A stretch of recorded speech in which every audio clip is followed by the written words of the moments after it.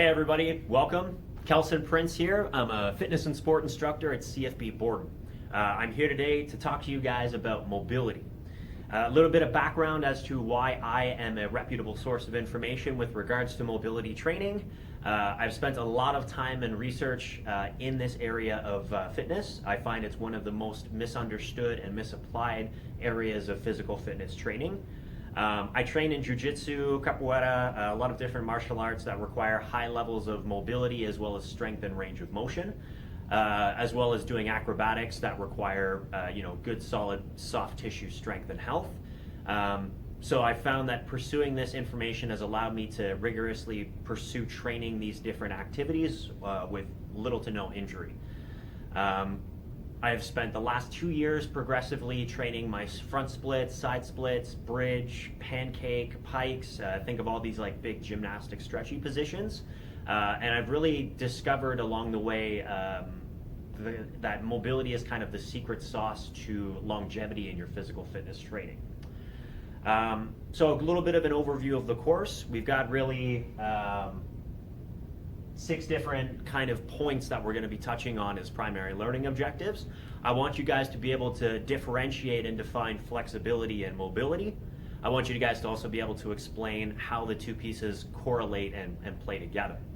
From there, we're going to talk about the physiological factors. What is actually stopping you from being mobile?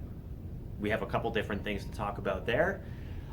From there, we're going to go through some different assessment strategies. I've got several different positions that are easily done pretty well by anybody, and I'll talk about what you can infer from these tests. From there, we get into the real cool stuff, the different modalities of mobility training. It's a big topic, so I'm going to refine it to kind of 4 different main styles. From there, we're going to get into the applications of those modalities and how you can use them in your programming and in your training in general. And then from there, we're going to talk a little bit about like progression from beginner to more athletes. So I'm really excited to get into this with you guys, so stay tuned. Make sure you got a pen and a pencil handy.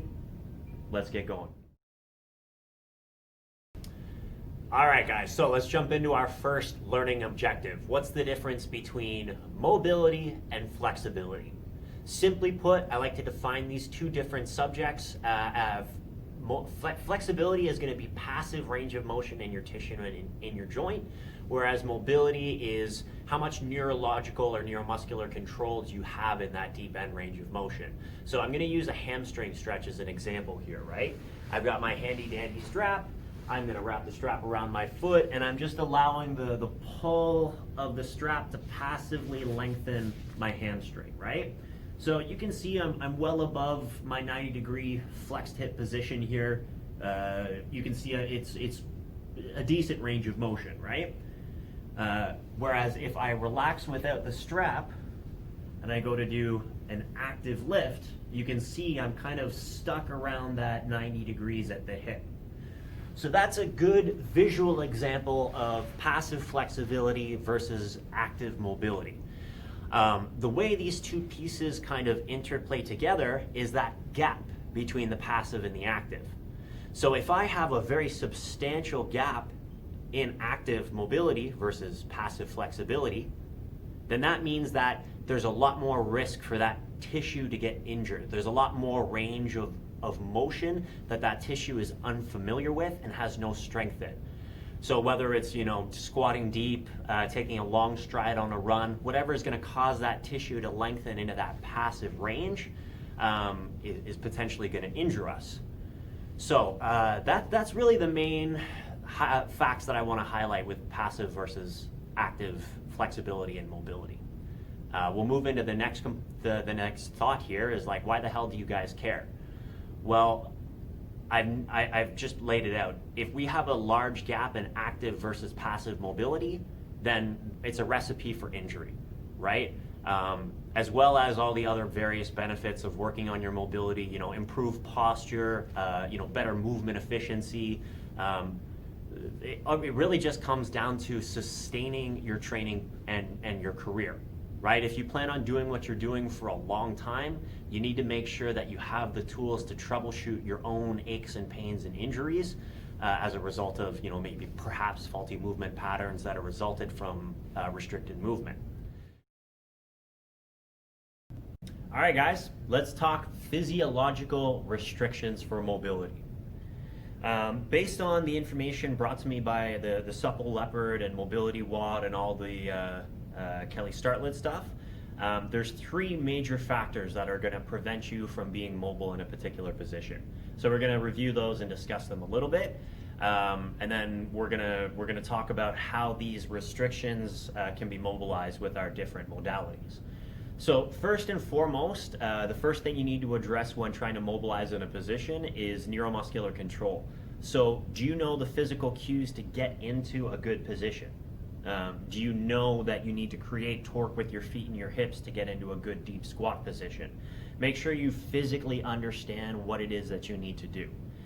If you've addressed every single cue, every single piece of external feedback, and you still can't get into a good position, then that leads us to the next thing that we have to address. The next piece is the joint capsule and joint centration. So because of our daily habits, like forward posture, lots of sitting, our joints tend to get uncentered. They like to shift forward. We're very anteriorly dominant. So we need to make sure that we're putting our joints, packing them into a centered position. There's many modalities that we can use to make sure that this happens, but that's the first step. So we centrate the joint and then we retest the position and see if that addressed the concern. From there, you can look at stretching your joint capsule as well. So if we talk a little bit about anatomy without getting too complicated, if this is the joint socket and this is the head of the joint kind of sits inside the socket with some free floating space. That free floating space is capsulated, so it's sealed. There's like fluid and other stuff that hangs around in that joint to make sure everything's gliding efficiently.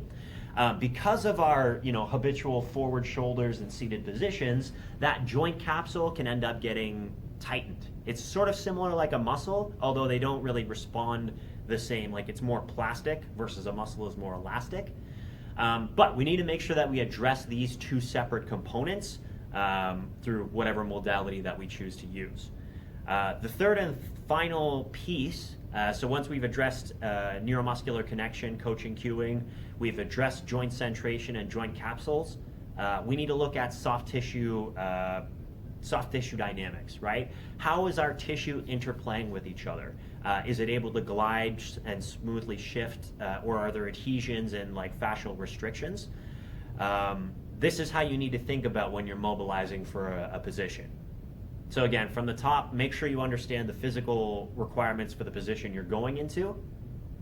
From there, make sure you properly centrate your joint and stretch your joint capsule if you need to.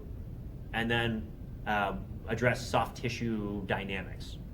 Look at tissue smashing, foam rolling, things of that nature. We'll get more into the specifics once we get into our modalities. Which, speaking of, that'll be our next point, so stay tuned, we're moving on. All right, guys, so we're gonna go into our next component. We're gonna start discussing assessment methods. So I've gone through a list of about 6 different active range of motion tests that we can do, and the purpose of these tests are for us to be able to examine kind of multiple joint actions with large positions. Being able to do these positions will allow you to translate like effective movement to your other movement patterns. So if you can't get into what these positions look like, it's a good indication that you need to start addressing what these different assessments are trying to encapsulate. So that means that if you go through the hinge assessment and you can't do it without flexing your spine, it's a good indication that we need to work on mobilizing actively in that hip hinge position. Basically, we're trying to assess, apply one of the drills that we're going to discuss in the applications, and then retest the position.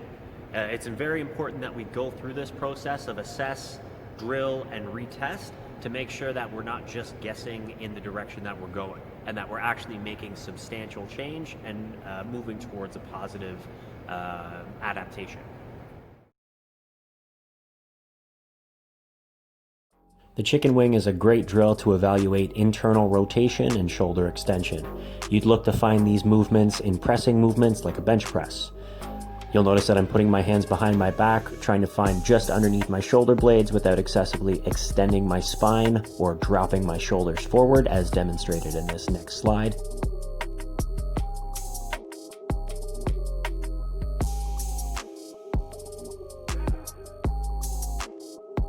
The hinge assesses hamstring flexibility. You'll find this commonly in a deadlift movement pattern. Notice how I'm trying not to overflex or overextend my spine in the position. The couch stretch is an excellent way to evaluate hip extension and hip flexion. You'd see these movement patterns commonly in squatting, lunging, many things like that. So trying to get into a nice tall position here, you'll notice how I'm not overextending my lumbar spine. If you find this position too tough, you can modify it by shifting your knee away from the wall. That'll take some of the stretch out of the movement.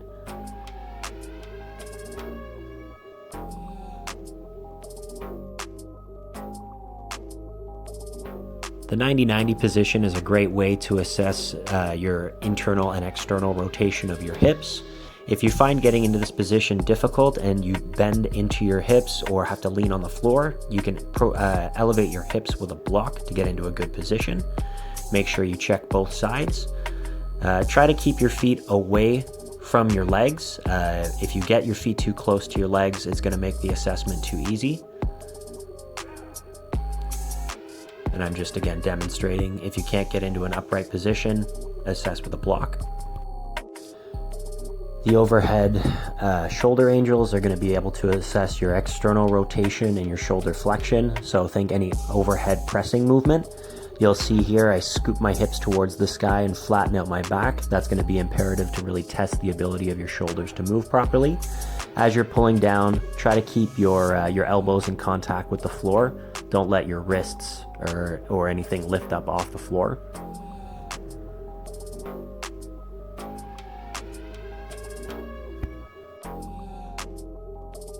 And finally, we're using a tucked kneeling position to assess toe and ankle mobility. Specifically, you're looking at like great toe flexion and ankle flexion. These are going to be important for a lot of sound gait mechanics, so this is a good way for us to assess whether or not our feet are in good shape. Just make sure you keep your heels pointed up to the sky as you're sitting back. Don't let your heels turn out.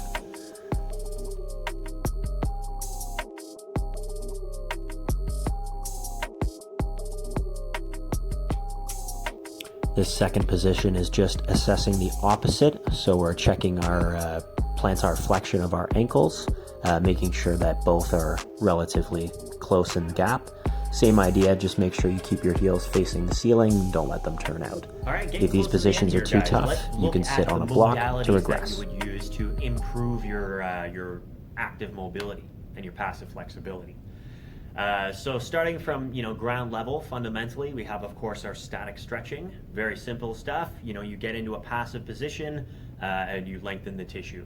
These are best served for people who are extremely tight and lacking fundamental range of motion. This is where you would start in your pursuit of mobility. You would start by ensuring that you have the most fundamental ranges of motion in your joint, whatever that might be. From there, you have soft tissue smashing. Which is again, compressing tissue, making sure that we're removing, the fascial adhesions and making sure those muscular dynamics are functioning properly. From there, we're looking at, PNF style stretching. I'd say that's kind of the next step. It's going into that static stretching position, but now we're adding an active contraction portion to the mobility exercise. So again, we're establishing kind of fundamental range, and then we're moving into adding an active component to decrease that passive and active flexibility gap. From there, you have different things like joint capsule mobilization, as we've discussed. So I'm a big proponent of banded mobility drills. We'll be getting into that when I go into the demonstrations at the end of the workshop. So basically the idea there is you're always looking to pull the joint capsule back into a good position, remembering that most of us are going to be anteriorly dominant and forward rounded. So think about running a band, through the shoulder, and then it'll pull the joint capsule back. or going into a deep lunge position and letting the band pull your femur into joint centration. Then you get into our more advanced stuff, so loaded mobility. This is going to be things like, more like bum to grass squats, deep lunges, split squats, pullovers, pull-ups, anything that's going to be asking you to express a full range of motion at a joint while supporting load on that tissue. That's going to be more advanced stuff. Now, this is where we get into a tricky conversation of, well, I don't have access to this range of motion, so does this mean that I can't train this activity? No, that's not what I'm saying at all. I'm a big proponent of letting people do what it is that motivates them and inspires them. And if you can't allow your client or your person to, pursue the activity that you're super passionate about, then all of this other stuff is meaningless, right? You're not going to stick to the mobility routine. All it means is that you can expect, if you have, substantial increases in intensity, volume, time of training, you are going to run into issues, right? Your shoulders are going to hurt, your hips are going to hurt, your back is going to hurt because you're not respecting these fundamental ranges that need to be established before you get into these deep loaded range exercises, right? So I hope that kind of clears that confusion up as well. That's one of the first things that comes up when we talk about programming for mobility. I'm a big advocate of 15 minutes a day, but do it every day. Do something different every single day. Any one of these 5 modalities that we've discussed are something that you can implement, provided that you have enough experience in that fundamental range.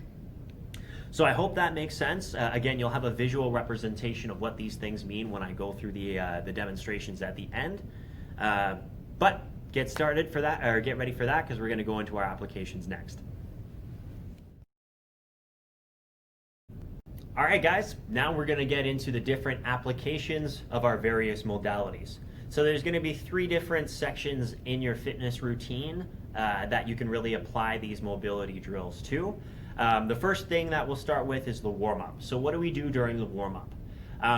We're going to look at some very brief tissue smashing, and we're going to do some very dynamic kind of end range flossing, and then we're going to work on joint capsule positioning. So in the context of a session, we'll use the squat exercise. So I'm doing a squat session. I'm going to come in, I'm going to do my joint distraction drill for 2 minutes, because that's how long it takes for the tissue to register that there's a change. And this isn't a static stretch, so holding that position for 2 minutes is okay. It's not going to be detrimental to your loaded weight work. From there, you're going to proceed with some very brief tissue smashing, which is 30 seconds. I would look at, again, in the context of a squat, we would do feet, calves, quads, and glutes. Your kind of primary and large muscle groups of the section of the body you're training. If it was the shoulders, then we do, pecs, lats, scaps, things of that nature. And then from there, we would go into the actual work phase. So now we're talking about intra-set work. So if you decide to use mobility drills during your actual workout, which is, great. Again, in the context of a squat, we would look at including flossing and loaded mobility. So that would be going into, maybe a deep squat position and then opening up with some hip prying. And then as well, perhaps, doing a deep lunge and working on that knee extension so we can get some hamstring lengthening as well. Then towards the end of the session, or if you're not really lifting any kind of weight, if you're just doing like a body weight mobility session, then we start getting into the longer prescriptions. So in terms of static stretching and like PNF and really any kind of model of stretching, you want to try to do at least 2 minutes. This is the minimum effective dose for the tissue to really register a change and get some of that kind of eccentric lengthening that we're looking to facilitate. When we get into these mobility sessions where you're doing a lot of stretching, like it's going to be like, like a 45-minute session of, doing hip mobility, you have to consider it as strength work. You are going to most likely have some sort of DOMs as a result of that eccentric lengthening of the tissue. So just be smart about, where and how much of this you're applying, and like always do small incremental changes, right? Don't do 45 minutes of hamstring stretching if you've never stretched your hamstrings before, because you'll probably get hurt and you're going to be really sore. Then we can pretty well incorporate all the different modalities if we're getting into this cool down and stretching portion. Tissue smashing, joint gapping, banded mobility drills. You can get pretty creative with all the different stuff you can do. But primarily the thing that I want to highlight here during the cool down is that you're using longer holds around the 2-minute area. And if you're doing a mobility specific session, try to spread the workload around your body. Do a little bit of hip drills, do a little bit of shoulder drills, and then that way you're spreading kind of the work across the body. And that's pretty well all I have for the application, guys. So what you're going to see now is I'm going to go through some visual demonstrations of the different scenarios using the squat as kind of a guiding light, if that makes sense. So watch the rest of the video that we've got for you. Hopefully this will answer any kind of remaining confusion, and that'll bring us to the end of the session. So let's take a look at what I'm talking about when we put all of these different pieces together.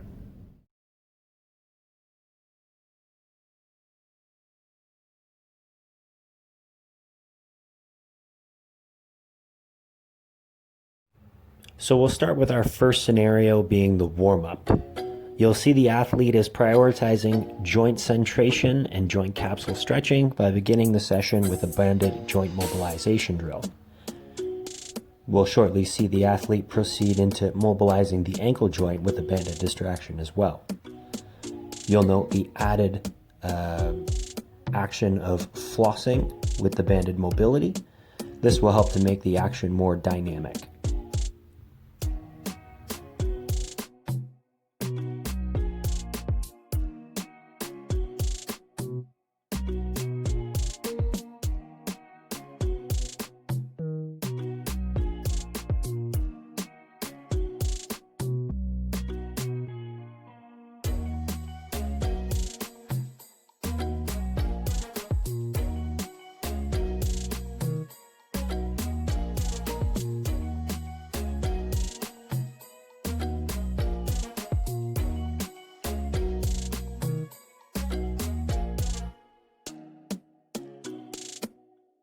It will be important to note for the soft tissue smashing that we're not spending too long on one particular area.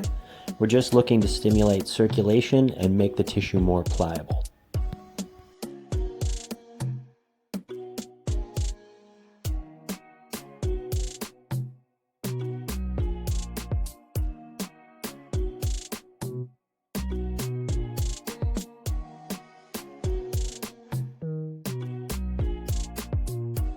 For our second scenario, we have our intraset work. You could include flossing and loaded mobility drills. These drills should be selected on the basis that they complement the primary movements that you're doing in your training session. I like to include 90-90 hip flossing and deep squat for my squat mobility sessions. You'll notice that both positions are relatively active. I'm trying to increase neuromuscular connection to that deep range of motion in these loaded positions. When we get into these loaded end range positions, it's important to note that the weight does not push you into a stretch, but rather accentuates your control in the bottom position. And for our final scenario, we have a cool down or actual mobility session. Here we'll be focusing on longer duration holds, incorporating many different modalities. The important thing here is to spread the load across the body and make sure that you're not stretching one tissue to